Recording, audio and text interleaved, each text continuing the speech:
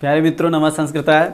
आशा करते हैं आप सभी लोग बहुत अच्छे से होंगे और ठीक ठाक पढ़ाई कर रहे होंगे। सर तबीयत ठीक हो गया आपका? जी बिल्कुल रागिनी पांडे जी, मैं बिल्कुल ठीक ठाक हूँ। पेन और कॉपी लेकर बैठ जाइए। अब हम संस्कृत में समास का प्रकरण जो है उसे भी खत्म करना है, उस पर ध्यान देते हैं ना। तो समास में हमने अब तक देखा तत्पुरुष समास। तत्पुरुष समास में हमने जो व्यधिकरण के भेद थे उनको बताया, और अब जो है उसके अन्य तत्पुरुष पे हम बात कर रहे थे, है ना। तो अन्य तत्पुरुष पे हमने कहाँ तक बता दिया था आपको? अन्य तत्पुरुष में हम उपपद तत्पुरुष तक पहुँच गए थे, है ना। अनिल मौर्य जी, बहुत अच्छी सीडीपी क्लास है। खुशबू दुबे जी, बहुत बहुत धन्यवाद जी। जब आप जैसे पढ़ने वाले लोग हों तो फिर अच्छा सब कुछ रहेगा ही, है ना। अच्छे लोगों के साथ हमेशा अच्छा होता है। चलिए देखते हैं।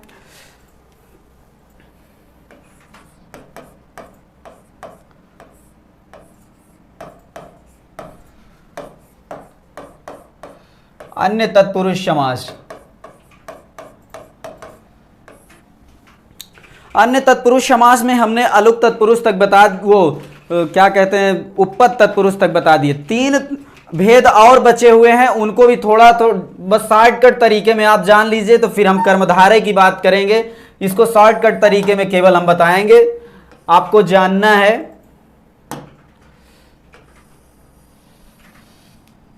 ये जरूरी है, जानने लायक है। पहला है अलुक तत्पुरुष।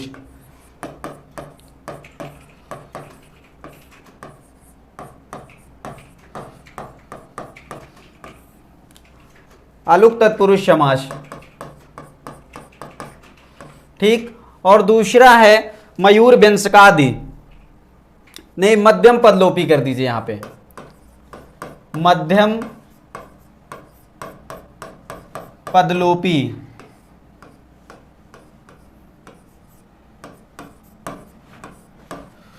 और यहां पर मयूर व्यंजकादि।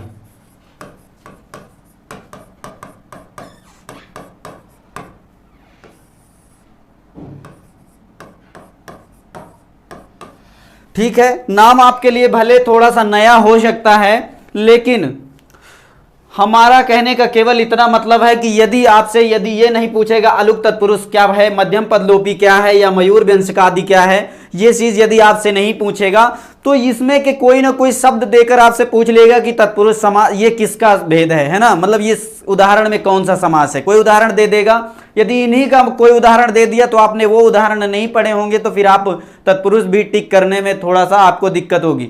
यदि इनमें से उदाहरण यदि आप जान लेते हैं तो फिर आपको दिक्कत नहीं होगी। तत्पुरुष तो आप मार ही देंगे किसी भी तरह, है ना। चाहे जैसे भी हो, ना इनके बारे में जानते रहें या ना इसके बारे में पूछेगा तो कोई दिक्कत नहीं होगी।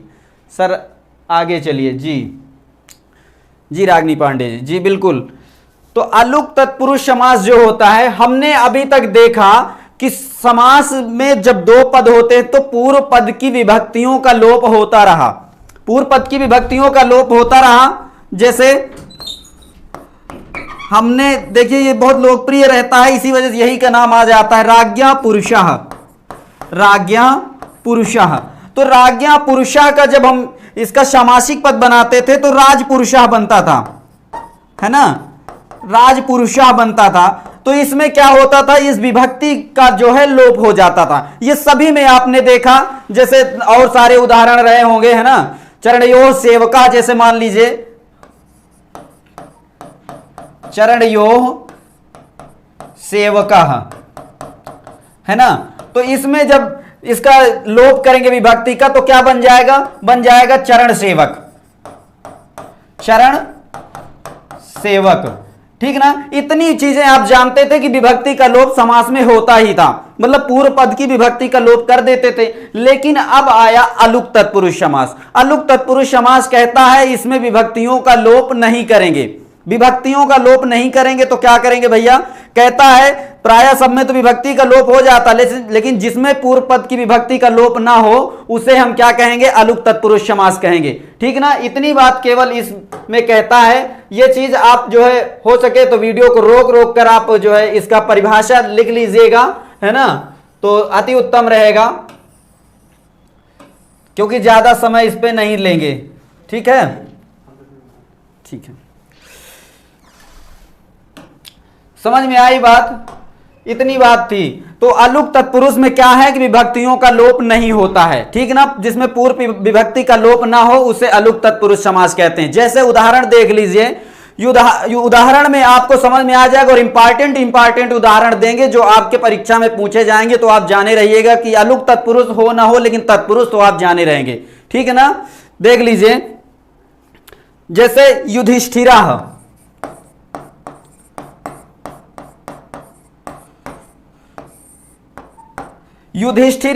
युधिष्ठिरा में जानते हैं क्या, इसका जब यदि सामासिक विग्रह करेंगे,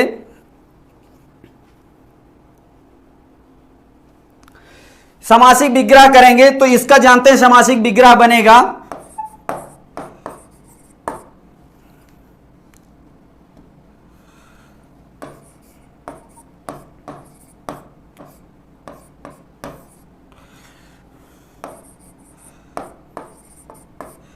युधिधन स्थिरा हो जाएगा, ठीक ना। तो युधिष्ठिरा में कौन सा समास यदि आपसे पूछेगा तो आप बताइएगा अलुक तत्पुरुष समास है, ठीक ना। युधिष्ठिर हो गया। जैसे खेचरा, युधिष्ठिर मतलब इसका यदि अर्थ जानेंगे तो युद्ध में जो स्थिर रहे उसे युधिष्ठिर कहते हैं, ठीक ना।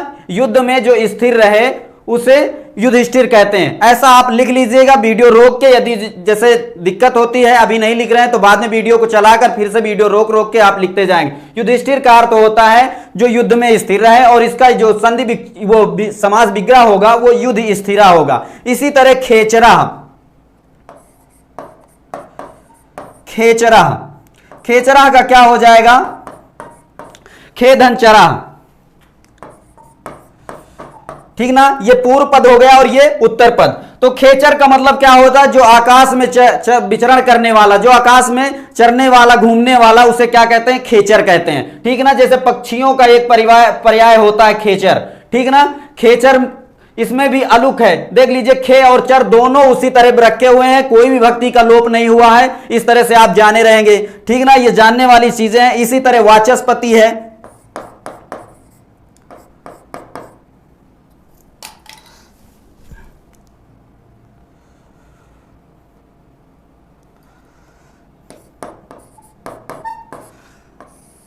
वाचस्पति, ठीक ना। वाचस्पति में भी यदि आपसे पूछेगा तो आप बताएंगे कि ये अलुक तत्पुरुष है। यदि अलुक तत्पुरुष ना विकल्प में देकर आपसे तत्पुरुष पूछेगा तो तत्पुरुष आप मार दीजिएगा। वाचस्पति का जो अर्थ होता है वो बृहस्पति होता है ना। जो वाच मतलब एक तरह से ब्रह्मा कह सकते हैं। वाच मतलब वाग देवी का जो पति कौन, ब्रह्मा। सरस्वती के पति कौन है, ब्रह्मा जी है ना। तो वाचस्पति कौन है, ब्रह्मा जी, ठीक ना। इतनी बात जानना था आपको। और इसी में मतलब ये परस्मय पदी आत्मने पदम, परस्मय पदम आत्मने पदम, ये भी नोट कर लीजिएगा।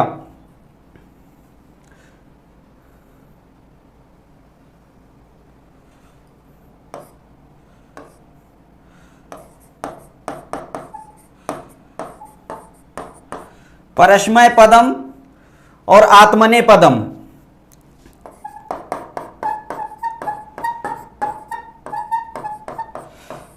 इतने उदाहरण आप जाने रहिए। ये अलुक तत्पुरुष का है, ठीक ना। ये उदाहरण यदि आपसे पूछेगा वो आत्मने पदी या परस्मय पदी में कौन सा समास है, तब आप ये जाने रहिएगा, बताइएगा कि इस तरह से इसमें जो है तत्पुरुष समास हुआ है या अलुक तत्पुरुष समास हुआ है। ये गड़बड़ न कीजिएगा, ठीक ना। कोई डाउट यहां पर? वाचस्पति जी, वाचस्पति या परस्मय पदी, युधिष्ठिर है ना, आत्मने पदी, इस तरह के कोई भी शब्द रहेंगे वहां पर अलुक तत्पुरुष समास होगा। अब मध्यम पदलोपी समास क्या है, मध्यम पदलोपी भी जान लीजिए। जैसे देखिए समास जब भी आपने देखा, समास में कोई ना कोई पदलोप होता ही रहा, लेकिन ये वाले उदाहरणों में ऐसी स्थिति नहीं है। ये थोड़ा सा एक तरह से कह सकते हैं उन समासों का ये अपवाद है। उन जगहों पे जो चीज होती रही वो यहां पर नहीं होगी। तो वही चीज बस देखना, मध्यम पदलोपी, इसमें मध्य भाग का जो है लोप हो जाता है। मध्य भाग का क्या लोप होगा वो भी जान लीजिए। प्रीति सिंह, अलुक तत्पुरुष जी, प्रीति सिंह, सभी लोगों को समझ में आ रहा है? सर नोट करा दीजिए। अनिल मौर्य जी, जी नोट तो अब आप वीडियो को रोक रोक कर थोड़ा सा नोट कर लीजिएगा। हाँ, अलुक तत्पुरुष में लिख लीजिएगा। सामान्यतः समासों में विभक्तियों, प्रथम पद के विभक्तियों का लोप होता है। सामान्यतः समासों में प्रथम पद की विभक्तियों का लोप होता है, लेकिन अलुक तत्पुरुष में इसका विग्रह करते वक्त इनकी विभक्तियों का लोप नहीं होता है। ये इसकी परिभाषा हो गई और इसके बाद ये सारे उदाहरण आप नोट कर लीजिएगा। ये बहुत इंपॉर्टेंट उदाहरण रखे गए हैं, इससे अलावा ज्यादा कुछ पूछेगा नहीं, ये बहुत जरूरी है, ठीक ना, बस इतना है इसमें।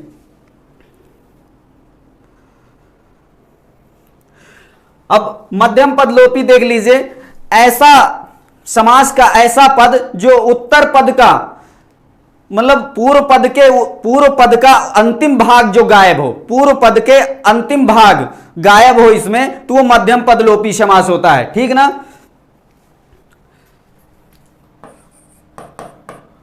पूर्व पद का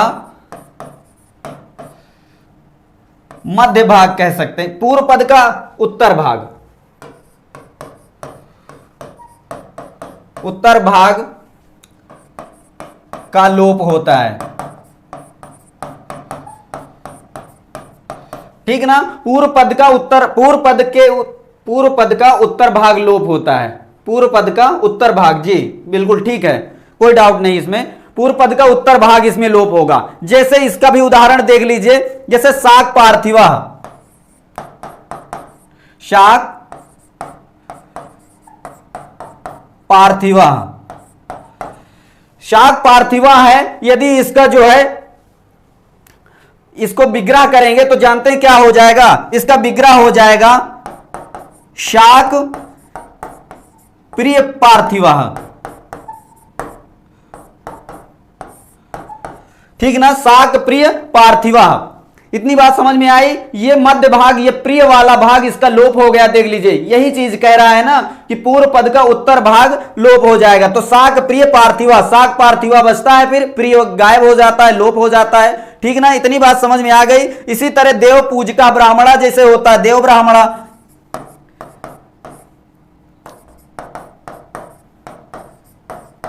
देव ब्राह्मणा, देव ब्राह्मणा का यदि हम सामासिक विग्रह करेंगे तो देव पूजका ब्राह्मणा हो जाएगा, देव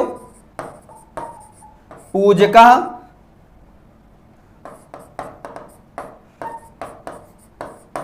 ब्राह्मणा, ठीक ना, देव पूजका ब्राह्मणा। तो देव में देव ब्राह्मणा बचता है, केवल इसका पूजक वाला ये वाला पद गायब हो जाता है ना, पूजक गायब हो जाता है, इसलिए इसको क्या कहते हैं, मध्यम पद लोपी, मतलब मध्य भाग इसका लोप हो जाना। तो ये पूजक शब्द यहां पर गायब हुआ है और इसमें शाक प्रिय पार्थिवा में प्रिय गायब हो गया है, तो मध्य वाला भाग इसका गायब होने से इसको जो है क्या कहा गया, मध्यम पदलोपी कहा गया।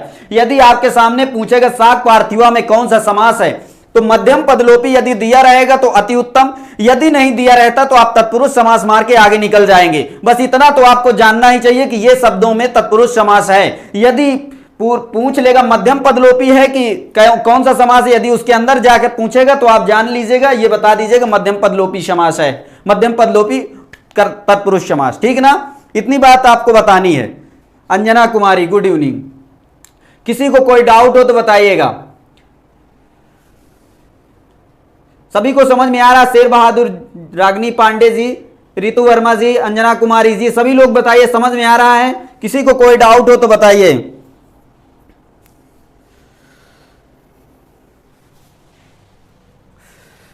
सबको समझ में आ रहा है, कमेंट कीजिए, सबको समझ में आ रहा है कि नहीं।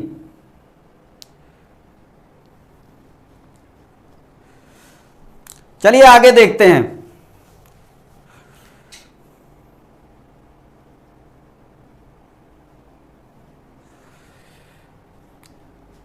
ठीक है जी सर, क्लियर है जी। रितु वर्मा जी, रागिनी पांडे जी, बहुत बहुत धन्यवाद।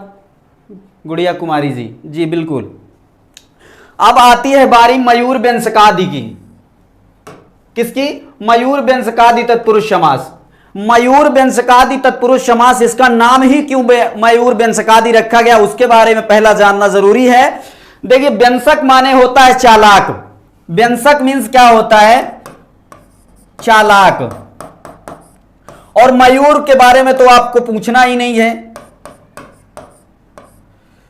अच्छा, आपसे एक चीज पूछे, ये वाक्य शुद्ध है या ये वाक्य शुद्ध है? इन दोनों वाक्यों में आपको बताना है कौन सा सही, ऊपर वाला या नीचे वाला। ऊपर वाला सही है, मोर चालाक, या चालाक मोर, दोनों में आपको बताना है कौन सा सही है। ये आपकी बुद्धिमत्ता को थोड़ा परखना है। यहां पर आप बताएंगे दोनों में से कौन सा ठीक है या दोनों ठीक है। कितने लोग इस पे सहमत हैं बताइए, जल्दी से बताइए, कमेंट कीजिए। रागनी पांडे जी, समझ में आ रहा है जी, बहुत बहुत धन्यवाद रागनी जी। भगवान करे आप सभी का उद्धार हो जाए जल्दी से। बस ये करिए, थोड़ा सा कमेंट करके बताइए मोर चालाक सही है या चालाक मोर सही है, पहला वाक्य सही है दूसरा वाक्य सही है, जल्दी से कमेंट कीजिए। चालाक मोर, रागनी पांडे जी बहुत बहुत धन्यवाद। अंकिता खटीक जी, अंकिता जी चालाक मोर जी बिल्कुल। राहुल गुप्ता, सबका बिल्कुल सही है, सही है, बिल्कुल सही है, बहुत बहुत धन्यवाद। सभी लोग मन से पढ़ रहे हैं, इसका मतलब चालाक मोर सही है, लेकिन ये जो है ये गलत है। लेकिन इसमें क्या कहा, मयूर व्यंजकादि, व्यंजक मीन्स होता है चालाक और मयूर का मयूर होता ही है ना। तो आप ये जाने रहिए कि जहां पर नियम का उल्लंघन हो, देखिए जब भी कोई वाक्य बोला जाता है कि राम धीरे धीरे चलता है, कि राम चलता है धीरे धीरे, ऐसा तो वाक्य गड़बड़ हो जाएगा ना। हमेशा विशेषण पहले होता है और विशेष बाद में होता है। ये चीजें मतलब एकदम नित्य है कि विशेषण पहले रहेगा और विशेष बाद में रहेगा। ये है विशेषण और ये है विशेष। तो ऐसा नहीं कि विशेष से पहले आ जाए और विशेषण बाद में आए, ये नियम का उल्लंघन है एक तरह से, है ना। तो इस समास में भी नियम का उल्लंघन जहां जहां पर हुआ है उस समास को मयूर व्यंजकादि कह ही दिया गया। इसमें मयूर व्यंजकादि में भी मयूर व्यंजकादि समास है ना। नियम का उल्लंघन हो रहा था, इस वजह से इसका नाम ही मयूर व्यंजकादि। ये शब्द मिला महोदय को, पाणिनि महोदय को, तो उन्होंने क्या इसका नाम है वही मयूर व्यंजकादि रख दिए, है ना। क्योंकि मयूर व्यंजकादि ऐसे सवाल शास्त्रों में कहीं कहीं ऐसे शब्द मिले जो नियम का उल्लंघन कर रहे थे, इस वजह से उनको बनाना पड़ा कि ये भैया ऐसे ऐसे शब्द भी हैं जो इनको ऐसे रखा जाएगा। तो यदि आपको इस तरह के सवाल शब्द मिलेंगे तो आप या तो तत्पुरुष मारेंगे, तत्पुरुष ना रहेगा तो उसके अंदर पूछेगा तो मयूर व्यंजकादि मार दीजिएगा, और मयूर व्यंजकादि ना रहेगा तो तत्पुरुष निश्चित रहेगा, उसमें कोई डाउट नहीं है, ठीक ना। तो मयूर व्यंजकादि तत्पुरुष समास के बारे में और सारे उदाहरण जानते हैं, पहले देख लीजिए।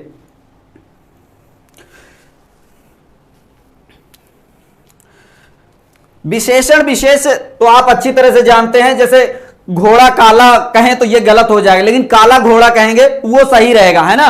काला घोड़ा तो पहले इस तरह से इसको चालाक मोर, यही वाक्य सही है। लेकिन मयूर व्यंजकादि तत्पुरुष समास ने कहा कि बाद में इसमें जो है नियम का उल्लंघन करते हुए बाद में इसमें विशेषण रखा गया, पहले विशेष रखे गए, इसलिए जो है इसको देख लीजिए उदाहरण तो समझ में आ जाएगा।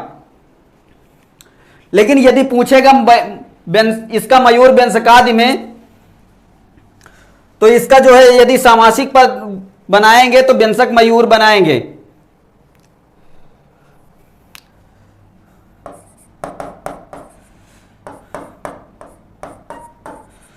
सामासिक पद जो बनेगा, सामासिक पद ये है, ये मयूर व्यंजकादि।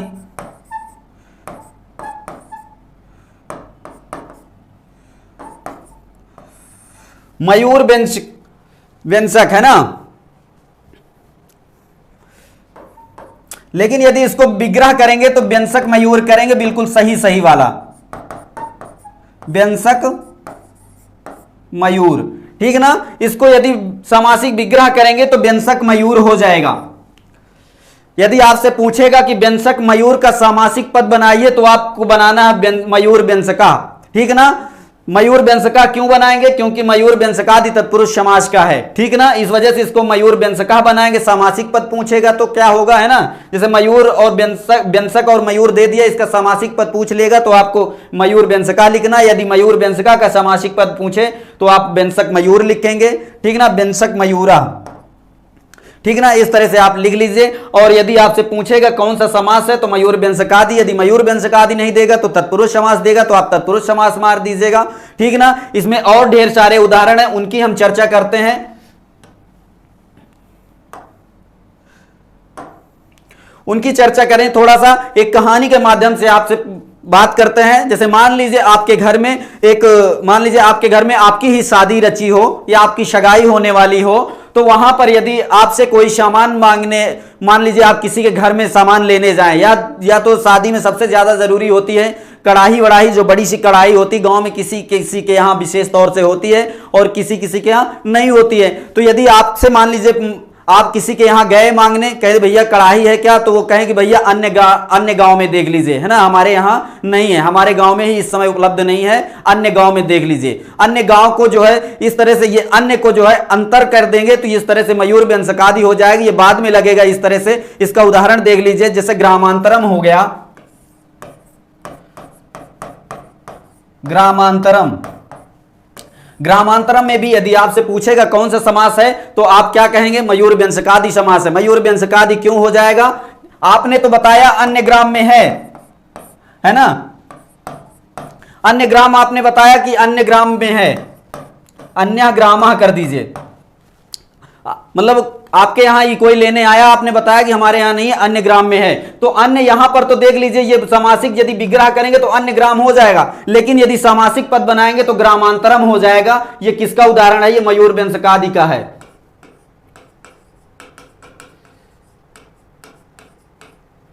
ठीक ना, मयूर व्यंजकादि का है, इसलिए कि ये जो अन्य वाला शब्द है, जो विशेषण था, ये बाद में आया है यहां पर, है ना। अन्य ग्राम मतलब दूसरे गांव की विशेषता आप बता रहे हैं कि दूसरे गांव में है, तो यहां पर देख लीजिए ये अन्य जो अंतर वाला जो लगा है, ये अन्य का है ना, तो अन्य की संस्कृत हो गई, इसको अंतरम, तो अंतर को इसको बाद में जोड़ा गया, ये भी यहां पर मयूर व्यंजकादि का मतलब नियम का उल्लंघन हो गया है। ठीक ना, इतनी बात समझ में आ गई। सर प्रश्न कैसे पूछेगा, रितु वर्मा जी आर से पूछेगा, जैसे ग्रामांतरम में पूछ लेगा कौन सा समास है, ग्रामांतरम में कौन सा समास है, तब आप बताएंगे इसमें जो है मयूर व्यंजकादि समास है। यदि मयूर व्यंजकादि विकल्प में नहीं रहेगा तो आप उसमें क्या करेंगे, तत्पुरुष समास मारेंगे ग्रामांतरम में। ठीक ना, यदि सामासिक विग्रह पूछेगा तो अन्य ग्राम कर दीजिए, अन्य ग्रामः कर दीजिए। ठीक ना, इतना आपको करना है। अन्य इसका विशेषण है ग्राम का, कि दूसरे गांव से आप ले सकते हैं, हमारे गांव में कड़ाहा उपलब्ध नहीं है ना। तो अन्य जो आया, आपने वाक्य में तो सही सही प्रयोग किया, लेकिन जब इसका सामासिक पद बनाया गया तो अन्य वाला बाद में आ गया, मतलब विशेषण बाद में रखा गया है ना। तो यही यहां पर भी जो है मयूर व्यंजकादि, इस तरह के शब्द आए, इसलिए इनको एक अलग समास में रखा गया, उसका नाम हो गया मयूर व्यंजकादि समास। ठीक है ना, इतना समझ में आ गया। किसी को कोई डाउट हो तो बताए। अन्य ग्रामा ग्रामांतरम, जी बिल्कुल, बहुत सही रागिनी पांडे जी, बहुत अच्छा लग रहा है, आप सब बहुत अच्छे तरह से समझ रहे हैं। Vimal Shyam Shweta, good evening sir, जी बिल्कुल गुड इवनिंग। रितु वर्मा जी समझ में आ गया, इस तरह से सवाल पूछेगा, यदि आपसे मयूर व्यंजकादि का नाम नहीं देगा तो आप तत्पुरुष समास मार करके निकल जाइएगा। जी बिल्कुल, इसी तरह जैसे मान लीजिए राजांतरम का क्या हो जाएगा, राजांतरम, राजांतरम का हो जाएगा अन्य राजा, है ना, ऐसा हो जाएगा कि नहीं, अन्य राजा। ठीक है, तो वही अन्य को जो है बाद में अंतर के रूप में लिख दिया गया, राजांतरम हो गया है। इसी तरह ग्रामांतरम तो आप जान ही गए हैं, और इस तरह पंचांतरम देख लीजिए, पक्षांतरम देख लीजिए, है ना। पक्षांतरम का क्या हो जाएगा,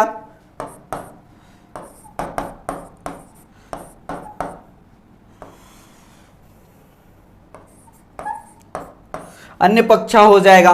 अच्छा, अन्य पक्षा को, इसको जो विसर्ग है, विसर्ग को हम ऐसा कर सकते हैं, अन्यो कर सकते हैं कि नहीं, जैसे बालकः गच्छति,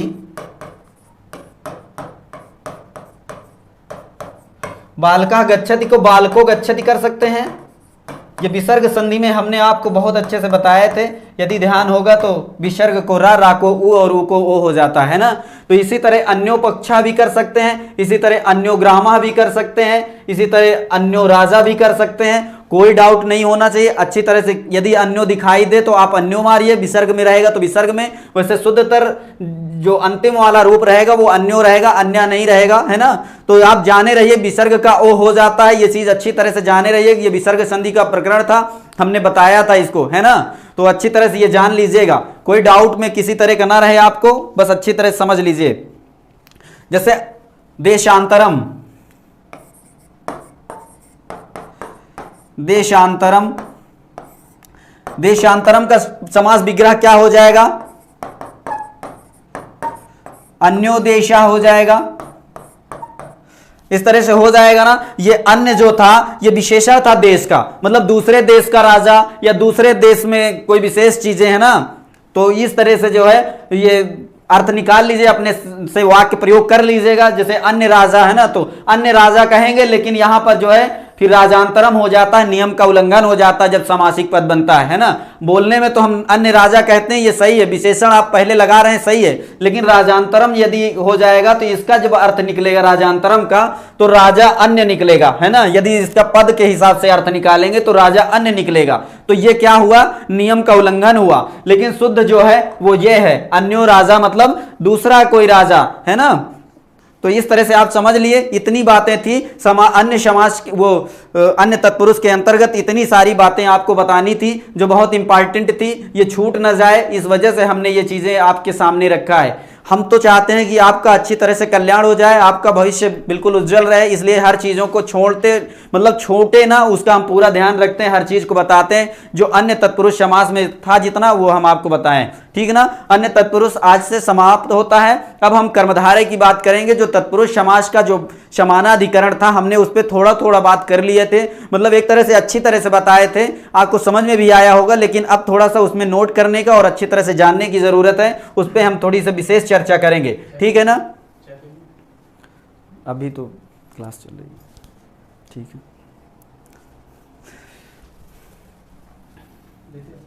ठीक। कर्मधारय समास,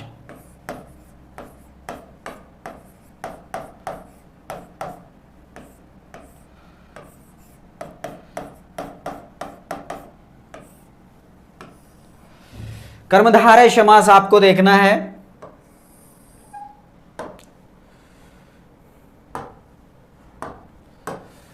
ठीक है, सभी लोग मोटे पेन से लिख लीजिए या थोड़ा सा डार्क में कर दीजिए तो आपको समझ में आएगा, है ना, कि कर्मधारय यहां से शुरू हो रहा है। ठीक है, इसमें लिख लीजिए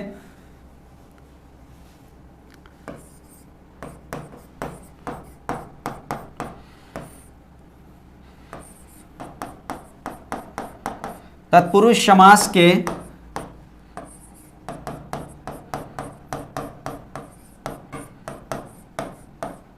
समानाधिकरण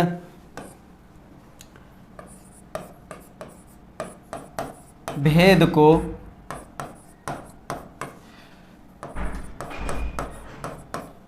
कर्मधारय समास कहते हैं।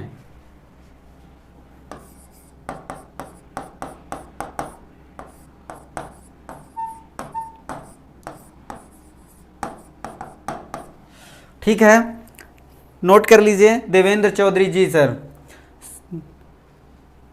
सिया अग्रवाल जी, अपने डिस्ट्रिक्ट में क्या भैया, आपके डिस्ट्रिक्ट में हम भी आ गए हैं जी, बिल्कुल आ जाइए, स्वागत है आप सभी का।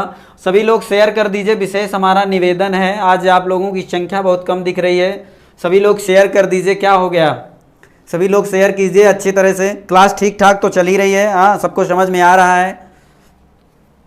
इसका सूत्र लिख लीजिए,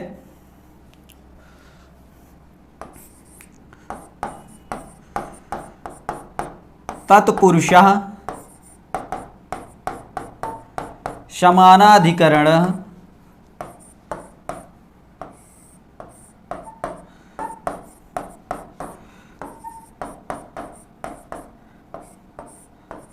कर्मधारय।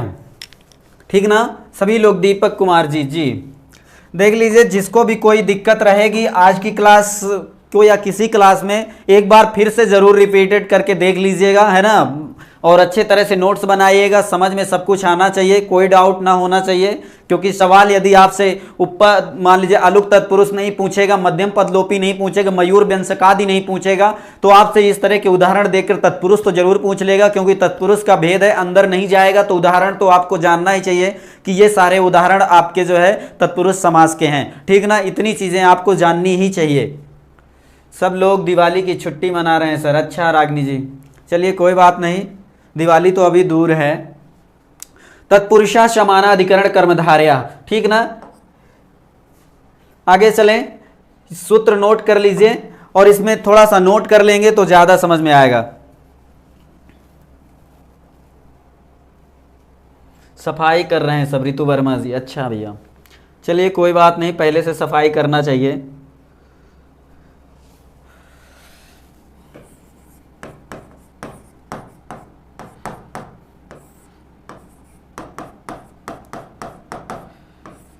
तत्पुरुष समास के दोनों पद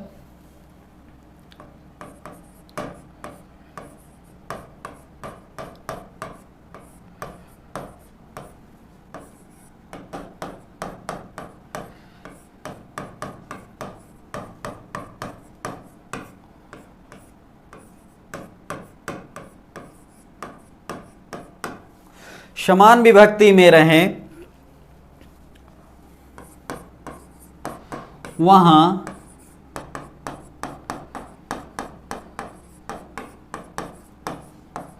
समानाधिकरण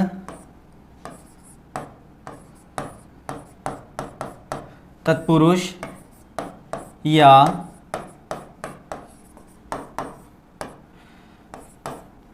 कर्मधारय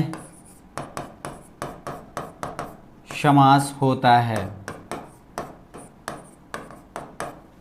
ठीक ना, कितनी चीज जान लीजिए। तत्पुरुष समास के दोनों पद समान विभक्ति में रहें वहां समानाधिकरण तत्पुरुष या कर्मधारय समास होता है। ठीक है, देखिए बार बार तत्पुरुष का नाम आता इसलिए है क्योंकि ये तत्पुरुष का भेद है ही है। और तत्पुरुष का भेद कौन सा है? कर्मधारय। और कर्मधारय का भेद दिगु है। लेकिन यहाँ यूपी टेट में है, इस तरह से बेसिक शिक्षा के मतलब बेसिक शिक्षा में आप एक शिक्षक बनने जा रहे हैं, इसलिए आपको यहाँ पर 6 समास बताया जा रहा है। अन्यथा यदि आप टीजीटी स्तर पर जाते तो टीजीटी में आपको 4 समास बताए जाते। यदि पीजीटी देखते तो 5 समास बताया जाता। उसमें केवल समास या सुपसुपा समास हो जाता, जो हमने एक दिन थोड़ी सी चर्चा की थी, है ना। तो इस तरह से आपको जानना है ये कर्मधारय किसका भेद है? तत्पुरुष का भेद है। सर हमारी आज पहली क्लास है, इसकी समय क्या है सर, कब से कब तक? विमल श्याम सुता जी, इसका समय जो है 5 बजे से चलती है क्लास भैया 6 बजे तक। ठीक ना, तो 5 बजे प्रतिदिन आप लाइव आ जाइए और संस्कृत क्लास का मजा लीजिए। ठीक ना,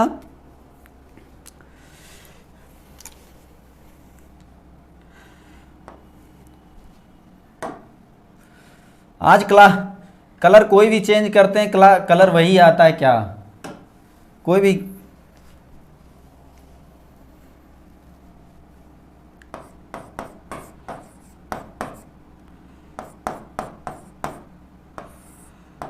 विशेषणम विशेष्यण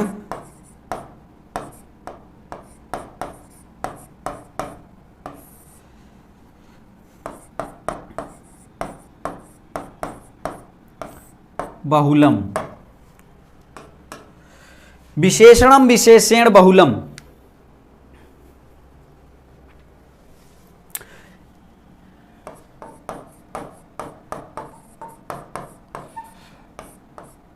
इसमें कर्मधारय को जो है पीछे से ले लीजिए, कर्मधारय जोड़ दीजिए तो आपको समझ में आ जाएगी किसकी बात कर रहा है। विशेषणम विशेष्यण बहुलम, विशेषण और विशेष की बात करता है कि ये जहां पर ज्यादा अधिकतर होता है, बहुलम मतलब बहुताधिक होता है, वहां पर कर्मधारय होता है। ठीक ना, विशेषण विशेष की जहां बात ज्यादा होती है वो कहां, वो ज्यादातर क्या होता है? कर्मधारय होता है। ज्यादातर इसलिए कह रहा है कि कहीं कहीं पर विशेषण विशेष की बात करेंगे तो दिगु भी मिल जाएगा, क्योंकि जैसे दिगु में 2 गाय आप देखेंगे तो गाय की विशेषता 2 संख्या बता रही है, तो वहां पर दिगु हो गया, है ना। ये चीजें आप जान रहे थे। तत्पुरुष समास में भी इसी तरह रहा है ना। तत्पुरुष में भी राजा का आदमी किसका है? वो राजा का, राज्ञा पुरुषा।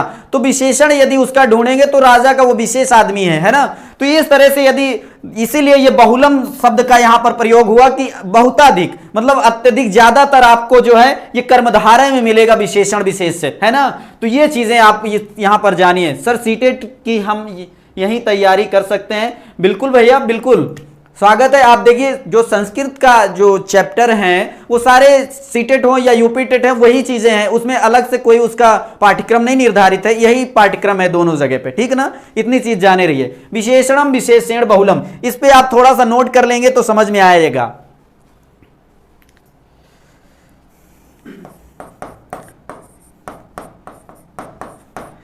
विशेषण का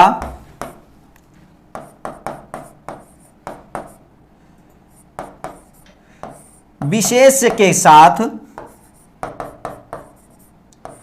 विशेषण का विशेष के साथ अधिकांश जगहों पर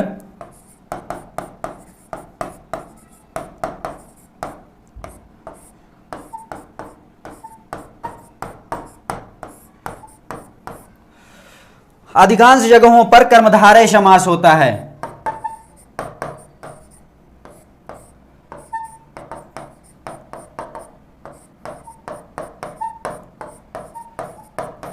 इतनी बात समझ में आई। विशेषण का विशेष के साथ अधिकांश जगहों पर कौन सा समास होता है? कर्मधारय समास होता है। लेकिन और कुछ कुछ जगहों पर थोड़ा बहुत अधिक, मतलब थोड़ा बहुत आप देखते हैं, जैसे द्विगु समास हो गया या और कोई समास में भी विशेषण विशेष की बात करते हैं, तत्पुरुष में भी आप देखते हैं। तो यहां पर जो कर्मधारय होगा ये विशेषण विशेष के लिए ज्यादातर प्रयुक्त होता है। मतलब कर्मधारय जो होता है वो अधिकांश जगहों पर विशेषण विशेष से होता है। ठीक है, इतनी बात समझ में आ गई। रोशनी वर्मा जी, गुड इवनिंग सर। जी बिल्कुल गुड इवनिंग। सभी लोग बढ़िया से अच्छे से पढ़िए। विमल श्याम सुता जी धन्यवाद जी, बहुत बहुत धन्यवाद आपको भी। आगे चलें। इतनी बात सबको समझ में आ गई। बाद में नोट्स बनाते रहिएगा, वीडियो रोक रोक कर भी बनाइएगा, अच्छी तरह से एक दो बार देख लेंगे तो समझ में भी आ जाएगा, है ना।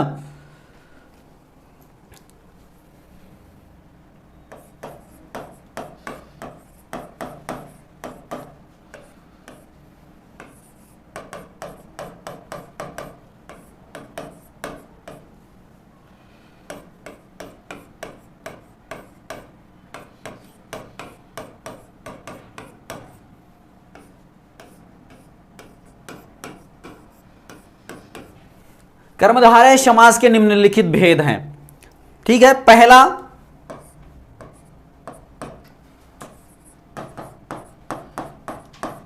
उपमान पूर्व पद कर्मधारय।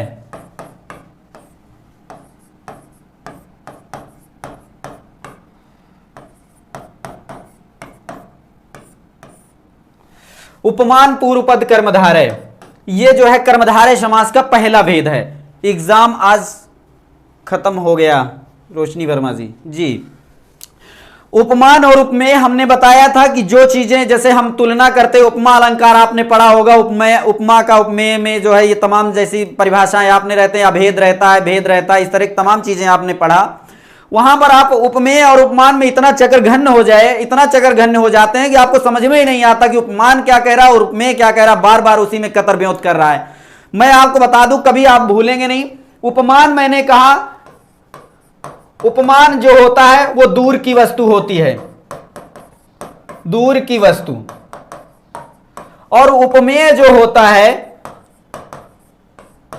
वो नजदीक वाली होती है, नजदीक की वस्तु। जिसे आपके पास, जैसे इसमें दूर की वस्तु और नजदीक की वस्तु में क्या, जैसे मुख कमल या मुख चंद्रमा, या चंद्रमुख आप बोलते हैं ना, चंद्रमुखी, चंद्रमुखी शब्द यूज होता है ज्यादातर, चंद्रमुखी, है ना।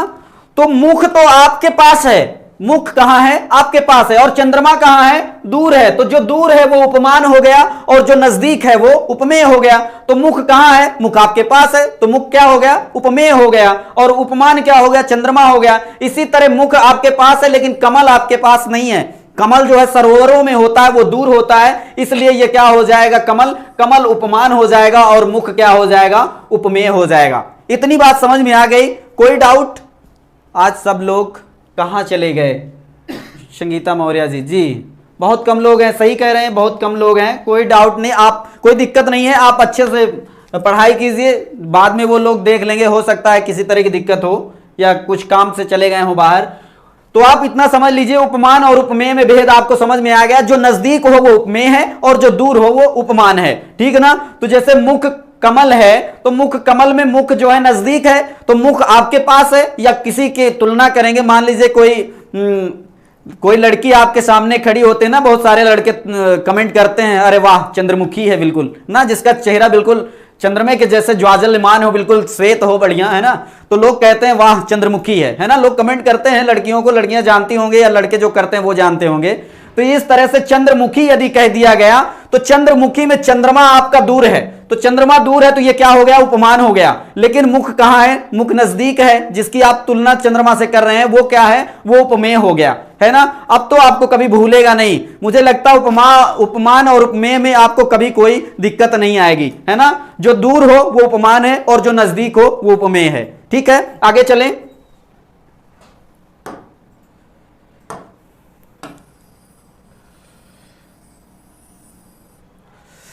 तो उपमान पूर्व पद कर्मधारय, उपमान पूर्व पद कर्मधारय क्या है, इसको थोड़ा सा इसमें नोट करेंगे तो समझ में आएगा। ठीक है,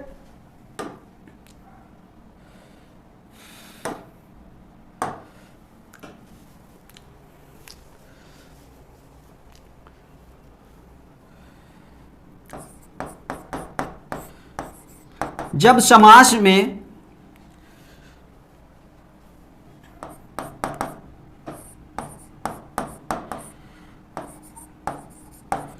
प्रथम पद उपमानवाचक हो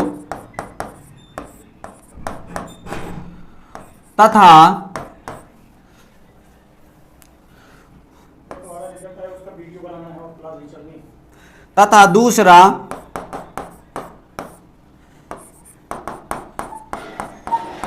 सामान्य गुणवाचक या संज्ञावाचक हो। ठीक ना, इतनी बात समझ में आ गई। तो वहां पर क्या होता है, तो वहां उपमान पूर्व पद कर्मधारय होता है।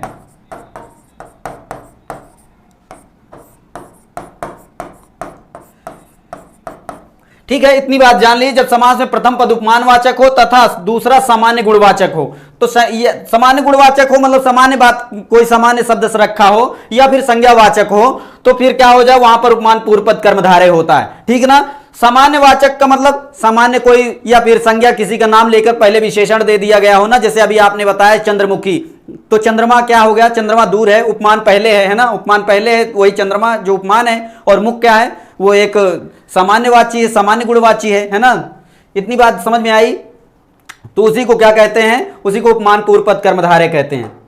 ठीक है, इसमें थोड़ा सा उदाहरण जान लीजिए तो समझ में आ जाएगा।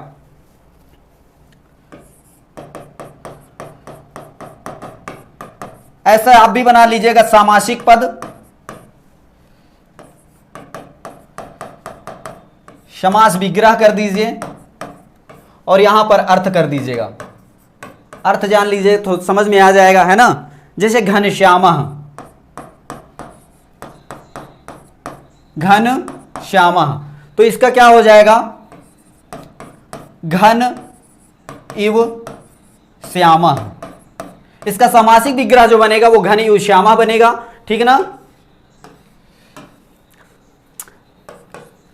तो घन इव श्यामः मतलब कोई ऐसी वस्तु जो बादल के समान काला हो, है ना, कोई ऐसी वस्तु जो बादल के समान काली हो, उसी को तो घनश्याम कहेंगे। घनश्याम एक संज्ञा में यदि आप देखें तो घनश्याम भगवान श्री कृष्ण को इसीलिए कहा गया, किस लिए कहा गया, क्योंकि वो बादल के समान काले थे, इसलिए उनको क्या कहा गया, घनश्याम कहा गया। तो यहां पर घनश्यामा, घन इव श्यामा मतलब कोई ऐसी वस्तु जो बादल के समान काली हो। ठीक ना,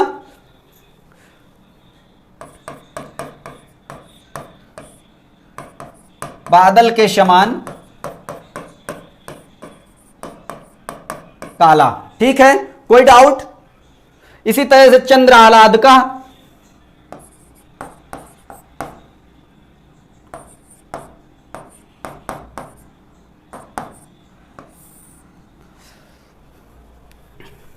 चंद्र आह्लाद का, इसका हो जाएगा चंद्र इव आह्लादकः।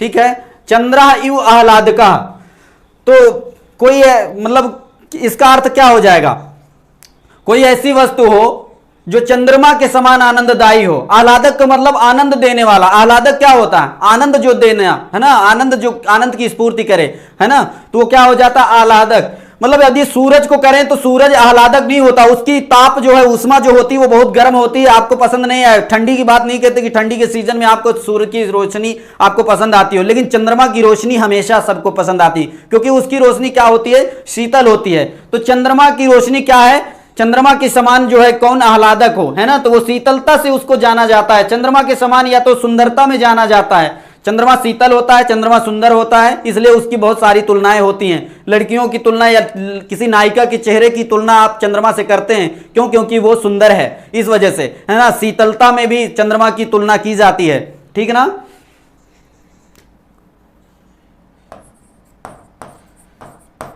चंद्रमा के समान आनंददायी,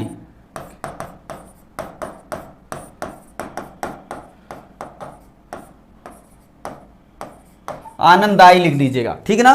चंद्रआह्लाद का हो गया। इसी तरह से देख लीजिए चंद्रमुखम हो जाएगा।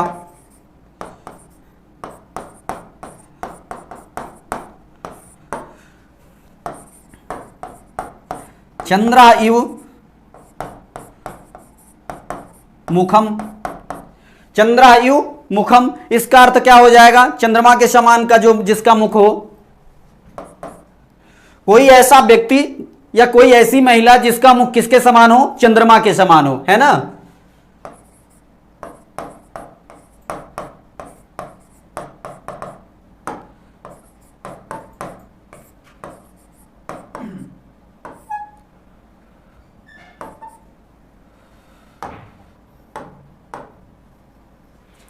ठीक है, इतनी बात जान लीजिए। चंद्रोज्ज्वला कर दीजिए, टाइम हो गया ना। चंद्रोज्ज्वला, चंद्र इव उज्ज्वला कर दीजिए इस पे, है ना। इसका समासिक विग्रह जो बनेगा चंद्रोज्ज्वला का, चंद्र इव उज्ज्वला बनेगा, है ना। तो चंद्रमा के समान जो उज्ज्वल हो या चंद्रमा के समान जिसकी जो रोशनी हो, है ना, प्रकाशमान, चंद्रमा के समान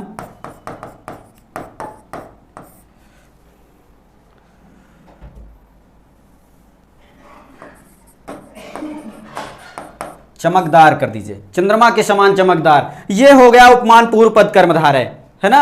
उपमान पूर्व पद कर्मधारय आज जाने रहिए, इसको अच्छी तरह से आप पढ़कर आइएगा, अच्छी तरह से तैयार कर लीजिएगा। कल आज की कक्षा को बस यहीं पर हम रोकते हैं, कल फिर से इसके आगे उपमान उत्तर पद कर्मधारय, है ना, विशेषण पूर्व पद कर्मधारय, उभय पद विशेषण, ये सारी चीज़ों के विषय में हम बात करेंगे। जितने भी कर्मधारय के भेद हैं, हमने पहले इनके विषय में चर्चा थोड़ी थोड़ी की थी, लेकिन अब फिर से अच्छी तरह से जान लेंगे तो ज़्यादा मजा आएगा, है ना। पहले इसके विषय में तत्पुरुष जैसे शुरू हुआ था, समानाधिकरण भेद में हमने सब कुछ इसके विषय में बात कर लिया था। पुरानी वीडियो भी देख लेंगे, आज वाली भी वीडियो देख लेंगे, आपका बिल्कुल डाउट खत्म हो जाएगा। ठीक है, आज की कक्षा को बस यहीं पर विराम देते हैं, कल की कक्षा में फिर आपसे रूबरू होंगे। तब तक के लिए आप इजाज़त दीजिए। नमः संस्कृताय।